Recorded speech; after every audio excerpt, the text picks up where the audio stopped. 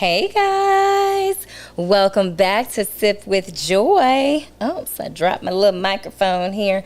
Hey, welcome. I'm on time today, y'all. We not doing the same shenanigans that we did last week. So, come on in. We are on time. Welcome back to Sip with Joy. I am Joy M. Hutton, your host. And this podcast is about a girl, her wine, and her feelings. And I am that girl. So we're going to get into it. I got your comments up live. I got my logo. Look, we are ready today, y'all. So thank you again for joining me. Hey, Lizzo. Oh, thank you. Yeah, I put a little red lip on for y'all today. So we're going to go ahead and get this thing started. Y'all know that I'm sipping on something. So I got a glass of Riesling. So get your glass, get your water, whatever you're sipping it on, so we can go ahead and get into it. So I'll tell you about this Riesling on my sip of the day, which comes out on Saturday or Sunday, depending on, how the week has treated me. But I'm drinking a Riesling. Hey, D Green. I'm drinking a Riesling, and again, I'll tell you about it this weekend. So now Riesling, guys, because I know it's some of you out there that like Moscato. So I got to give y'all some more sophisticated alternatives to a Moscato because I need y'all to do better. And yes, I am judging you. Because y'all gotta do better. So I'm going to give you some alternatives to a Moscato. So you have a Gewürztraminer, and that's from Germany. That's on the sweeter side. So if you like Moscato, then you can drink a Gewürztraminer. And then, of course, our choice for today, which is a Riesling, and or Riesling, as they say in Germany. And then if you like a little bit of bubbly, which I know my girl Lizzle in the chat, she likes bubbly, then Prosecco is also good. That's from Italy. And then you have Cavas. Cavas are my favorite. And they're not super sweet, but if you like, again, a Moscato, then this will be along the lines of something that's light and crisp. And then finally, for those who like a little bit of dry, but still more crisp notes and sweet, then a Pinot Grigio. But you want to make sure if you're at a restaurant, you want to tell them not too dry, okay? And there's a range of Pinot Grigios that you can sip on. But I'm going to take a sip, and then we're going to get into it. I'm so glad to see you all. Hey, Mommy. Hey, Keisha. Yes, Rieslings from Moselle region are really good. And so, hey, Elsie. All right. So, yeah. And you all saw I did a sip of the day for that Gavi. That wine is so good. You have to get you a bottle. All right. So, anyway, I gave you your alternatives to the Moscato. All right, so this episode is called Can You Tell Me How to Get to Sesame Street? And I know y'all are like, oh, we gonna talk about Sesame Place, but a little bit. I'm not gonna dwell on that too long because those poor kids, I think they have just been dragged, not the kids, but I mean, their stories have been dragged all over social media for the last couple of weeks. But it's important to talk about Sesame Place, and I used to watch Sesame Street growing up. Elmo is my favorite character, and if y'all really cool with me one day and I've been drinking enough wine, I might do the Elmo voice for you, but not today. So the Sesame Street was like the thing growing up. You learn your ABCs, your 1, 2, 3s, all of that. And so I think the biggest thing for me out of the Sesame Place incident was the trauma that these kids experienced. And so I want to talk about that today, about childhood trauma. Because listen, I've been traumatized by some things growing up. My nerves are bad. I don't know about y'all, but my nerves are bad as an adult. But a lot of the things that happen, in our childhood affect who we are today. And so, those little girls, they'll never forget what happened to them that day. These characters that they idolize and watch on TV abandon them. And so, we grow up, we have abandonment issues. If we had a parent leave us, if you had a lot of losses in your life, how you deal with abandonment growing up. And so, hey, Robin. And so it really affects how we are as adults. And I know I always tell my parents, because they just wonder about dating and their teachings, how have their teachings affected me as an adult. And sometimes it's tough, because it's like, if you see your parents arguing, then you have a certain style of arguing when you're an adult. My parents are much better today, but listen, you got to grow up. You got to be mature. And so I love my parents. They have taught me what a two-parent home looks like, and I'm grateful to have both of my parents still together. So, but I just think about certain things, for me, like even dating today, my dad talked to me every single day. And it's not necessarily always about trauma that affects you when you're older, but it's about the good things too. My dad, we talked every day growing up. He always wanted to know about my first day, how my day was at school.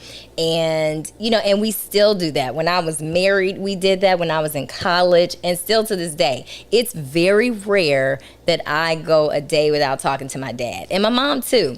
But my dad and I definitely talked every single day, and I gave him a recap. So now when I have a partner, I look for that same attention. I'm like, so you're not gonna ask me about my day? You don't want to know how it was? We're not gonna sit down at the table and talk about it? I want that same attention.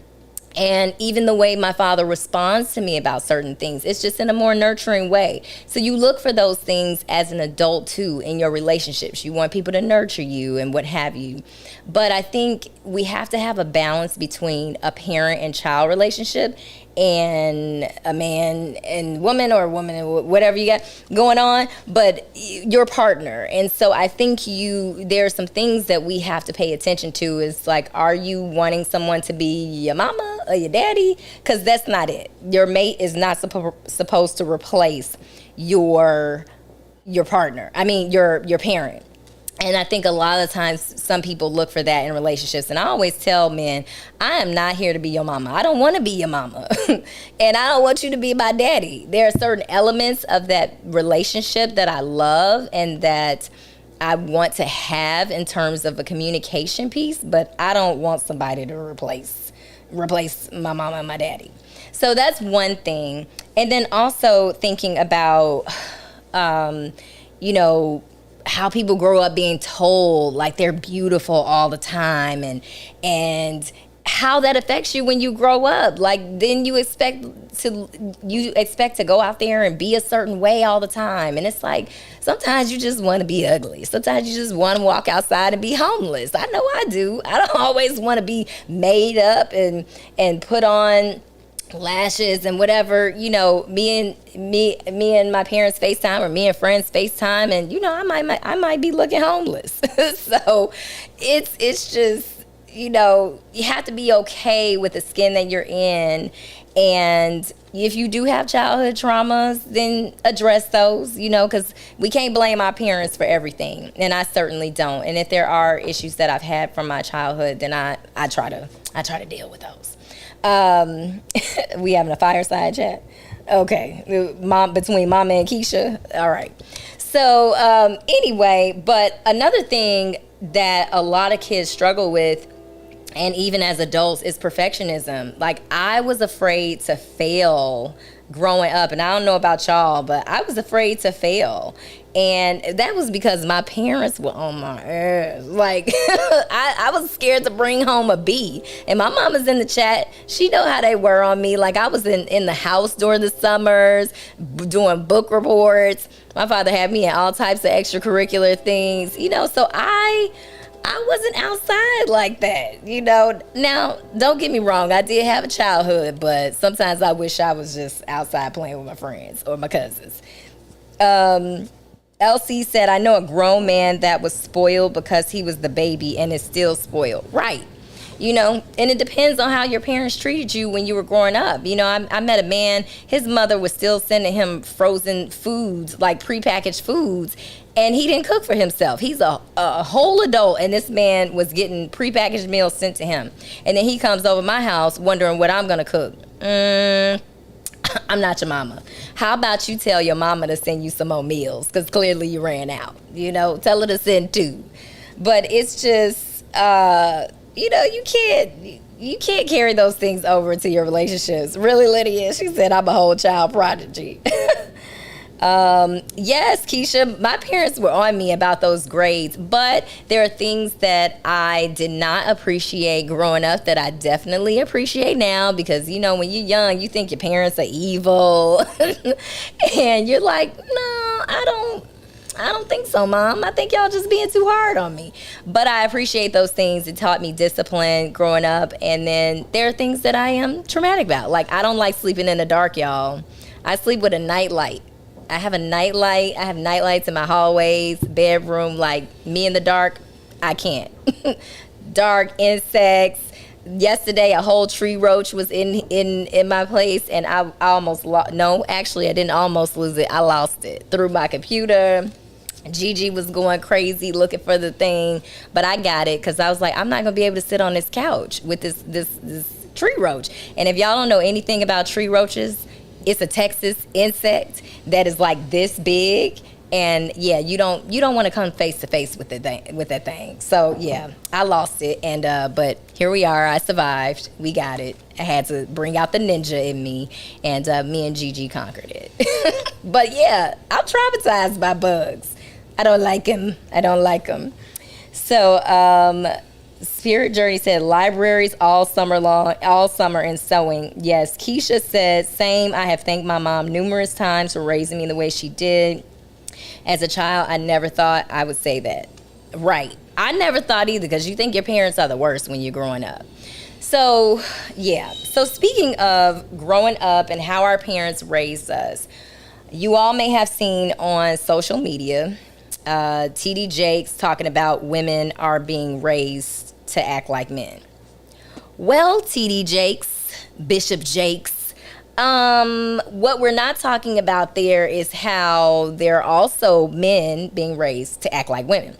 And y'all can chime in on this in the chat or give me a call in a moment. But I just think that how are you going to focus on one thing and not address the other?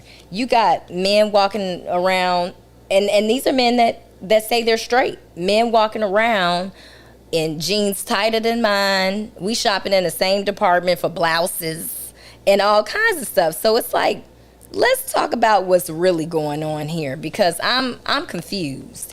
So I would like to hear what you all have to say about that, because I just think that gender roles have been reversed in general, and men want to be men when it's convenient for them. So let's see, when you don't want to take out the trash, or they want to attack us for being independent women, then all of a sudden it becomes an issue. So, but when you want to tell me that you a man, that's when it's a part of the conversation. So I just think that what TD Jakes was saying, it's like, why have women come into the roles as men? Is it because the men are more like women now, and we feel like our needs are not being met? I would definitely like to hear what you guys have to say about that. So Tiffany said, "Ooh, sis, a whole mess." Right.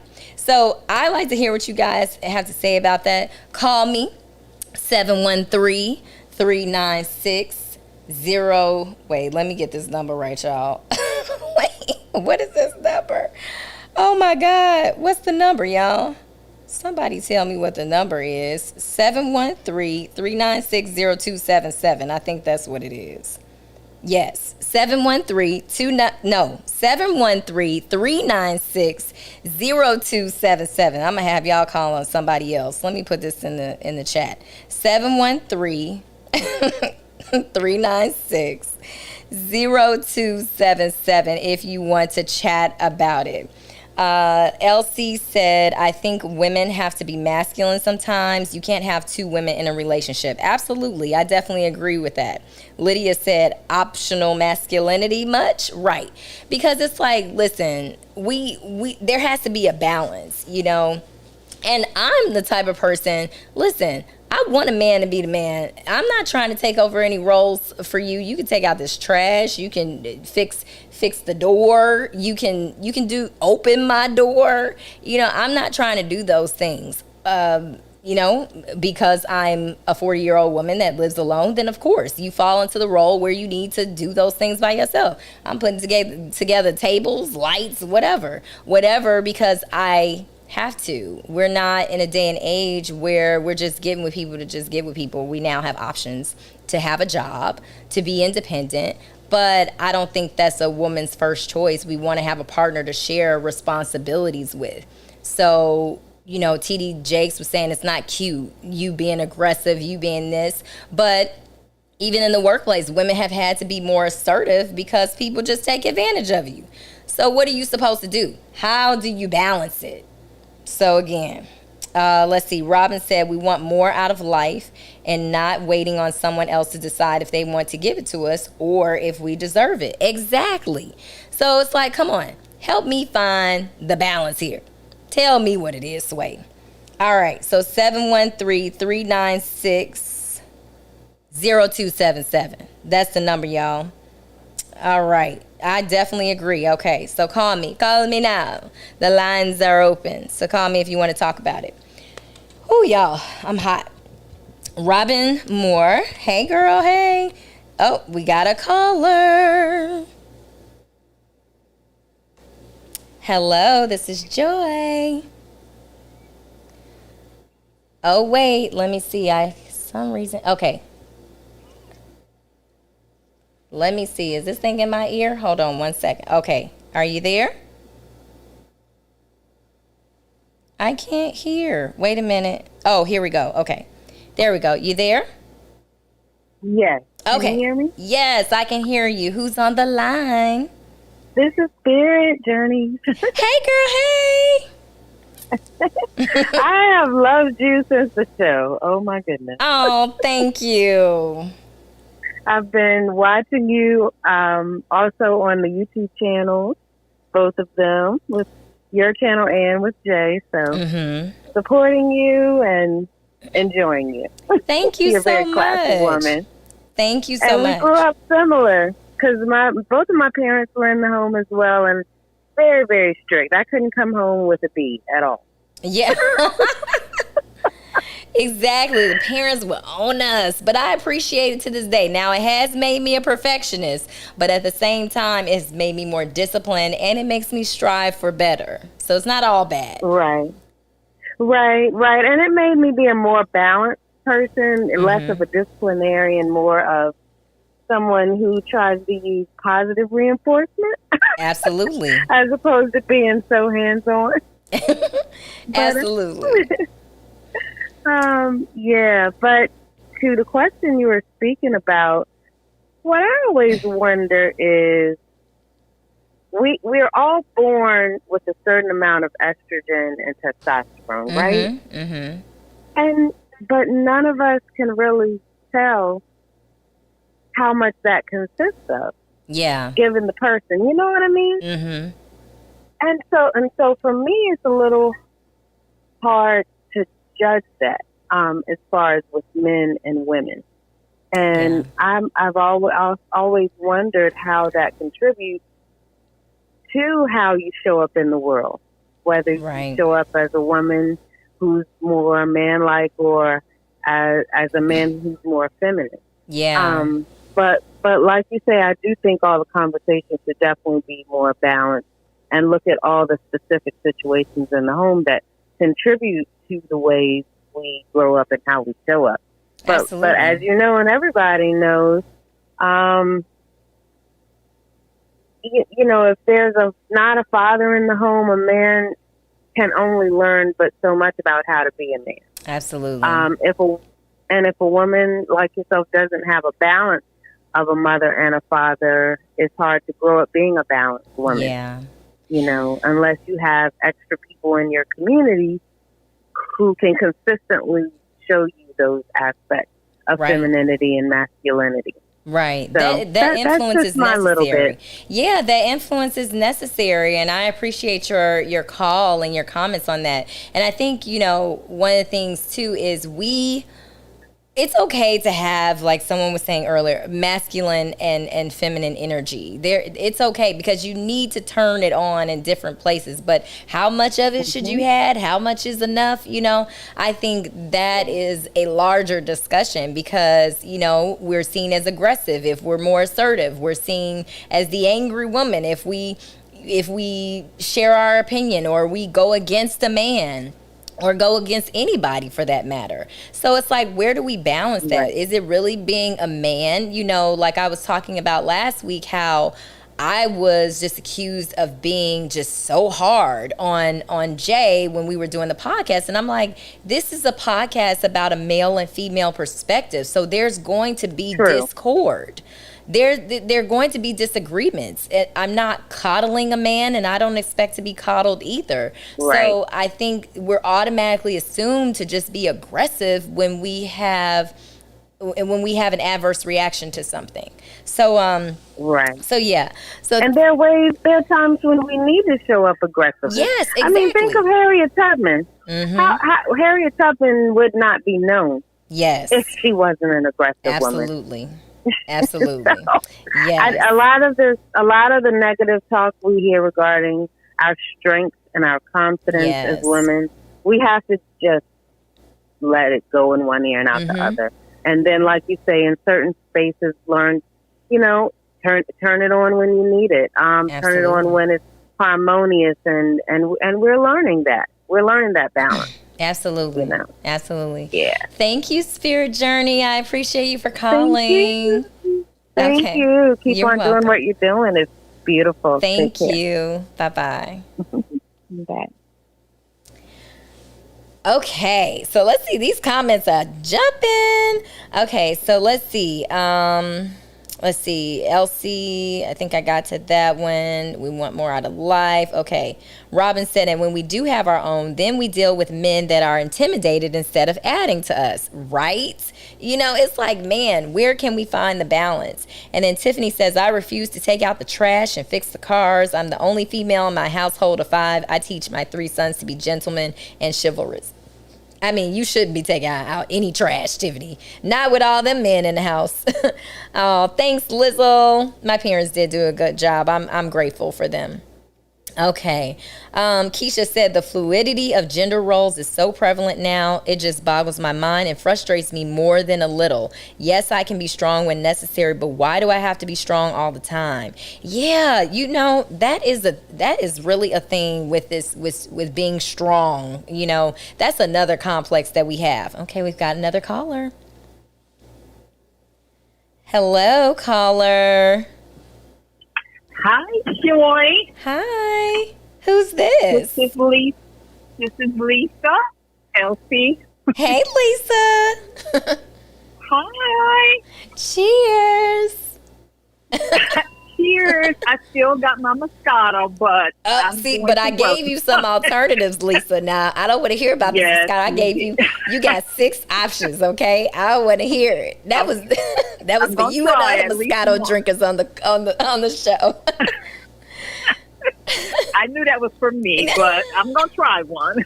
Well, I did it for you so you can have options, but I know it's other people that like Moscato too, but it is just too sweet for me. So, yes. No such thing. What you got for us today, Lisa? So, I feel like most times, the women that I know, my friends in my circle, we don't want to be masculine. We would love to be more feminine, to put that guard down, to be, to feel like someone has us instead of us having to be the quote unquote man in a relationship. We would love to have someone be the head of the household. Yes. But you need to know what you're doing. You need to be able to make rational and solid decisions. You need to show me that you can be the leader, because who wants to be led down a rabbit hole? Nobody. So that's when we have to be more masculine, and we have to do things that I guess are considered masculine, because you're not giving it to us, so we have to do it. Exactly. And it's like, who defined these roles in the first place? Who? Exactly. Who Because defines I that know a woman is people acting like a man and a man is acting like a woman? Who said so? Exactly.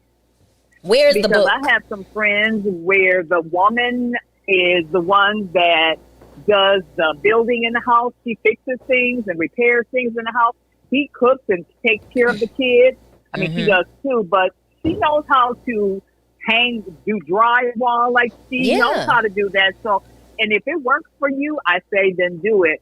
But you can't have, I don't think it's going to work when you have two feminine people in the house, meaning a man and a woman, but both of you are feminine. Exactly. Because when a woman is upset, or we like to cry and have our feminine moments, but we're not even allowed to do it because the man is doing it.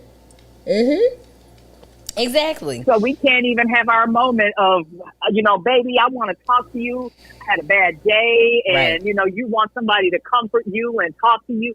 I can't even do that because he's doing it. So like I said, I think sometimes, unfortunately, we have to do that. Yes. And what I'm also seeing too is men, I don't know if it's the pandemic or if it's just society just shifting, but men are now more emotional than women. You know, they get in their feelings about stuff real quick now. And I'm like, what is happening? They really do. Are you crying? Are you crying? Are you I'm like, what's going on here? And it's great for people to tap into their femininity, but at the same time, listen, bro. We don't want no crybabies either. What is happening? And then I'm looking like, crying. But am I the drama? Like, what's going on here? Like, no, I don't mind you crying. Everybody has emotions, but when I was growing up, I never saw my father crying over a movie or, little things. Like, it would take something major, a death of a family member or something. Yeah. Not movies and commercials on TV or just something somebody said to him that may have hurt his little tender feelings. But people are too tender now. Like, but it's two sides to that, right? Because men feel like they can't be emotional. And that very thing, like, you don't see fathers when you're growing up crying. You don't really see that. I didn't really see my father crying when I grew up. And, because men feel like they have to be stoic and they have to set an example for what strength and weakness looks like. But it is okay to show emotions. Right. But I'm talking about these men who are just drama queens. I mean, you watch basketball and football now and they just falling out. You blow on them. And they're falling out. And it's like, what is happening right now? And men so quick to react to anything that you do. Oh, so you're not talking to me now? Oh, okay, that's fine. I'm not about to do this with you. You can go to your corner of the sandbox and I'll go to mine. Exactly. I'm not doing this with you. So women, that was typically a woman's role. Like, giving men the silent treatment. Now men giving women the silent treatment. It's too much, Lisa. I ain't got it. I don't even. And like you said last week, somebody telling you he don't pursue women. They pursue, like, well, I'm not pursuing I was either, like, oh, okay, that's fine. That's fine. You have a nice life. See you and won't see you. Exactly. Exactly. Yes. All right. Well, thanks, Lisa, for calling. You're welcome. Cheers to you and your glass of Moscato. Thank you. All right. Bye-bye. Have a good one. Bye-bye. You too. All right. So let's see. So yes, Keisha is right about the levels of sweetness for Rieslings. There are some that are sweeter than others. So you can get the sweetest ones, if you want to drink a particular vineyard from a particular vineyard. So anyway, all right, guys. So we're going to wrap this up. I do have some questions from some viewers because I put that out on Instagram if they wanted me to answer any questions. One of the questions, I feel like I answered it last week. Someone asked me what happened with me and Jay's podcast. We decided to do one season, and I just wanted to be a part of a space that felt authentic to me. And I didn't want to be a part of something that felt divisive. So I think you should be able to share your opinion without people not recognizing that there are two sides here. Like, this is not one person's show. Now this is, and so I can say whatever I want, however I feel. But I think when you have two people, there are 2 points of view, and both points of view should be received. And no one has to agree with everything that I'm saying, and I don't expect them to. But what I do want is for me to be a part of something that feels peaceful to me. It shouldn't be stressful every time I get off air. So yeah. And then someone asked when did I get into wine? This is a fun story to tell. Okay. So, and vegan-friendly red wines. I will give you that answer on another episode. But how I got into wine, so my dad actually introduced me to wine. And then when I was in college, he introduced me to wine when I was 21, y'all. So don't be coming for my daddy. They said, so it was in the bottle? No. When I was 21. So I studied abroad in Madrid, Spain. And when I was there, I stayed with a host family. And they cooked dinner every night. And with dinner every night, we had wine. So I learned a lot about Spanish wine. So Tempranillo is one of my favorites. Cava is from Spain. That's the bubbly. But there are a lot of wines that I learned about when I was there because I was traveling throughout Europe. And everywhere I would go, I would try wine. So now I'm way past my dad in terms of my knowledge of wine. And actually, I've started working on my wine certification. So I'm a WSET level 1, working on WSET level 2. So I can tell y'all a lot about wine. And, one of my goals is to actually open a wine bar within the next few years. So fingers crossed, prayers up for that, so y'all can come to my wine bar. But yeah, I love wine, love everything about it. It's something that I am very passionate about and always seeking knowledge about it. And anybody that knows me knows that I love my wine. Hey, Valerie. So yeah, so that's how I got into wine. So thanks for that question. And we're going to close it out. And thanks, Keisha. We're going to close it out. So I'll just say this. Think about how your childhood has affected who you are today. And if you don't like it, then be the change you want to see, as they say. But don't ignore past hurt, because it carries into your future. Because people out here carrying around their trauma and unloading all of it onto you. So, take care of yourselves. Drink some wine. Red wine is good for the heart. That's what they say. All right. Thanks, Spirit Journeys. Thanks, Tiffany. The wine from last week is agave from the Via Sparina region. So Gavi, Gavi. All right. Tell her to follow Sip with Joy and get that Sip of the Day information. All right. All right, guys, I'll see you guys later. And Keisha said, save me a seat at the bar. I will, because I'm going to have one of mine, too, in the corner. Just in the corner, drinking my wine. Thanks for joining me, guys, for another week of Sip with Joy. I'll see you next Monday at 7. Bye.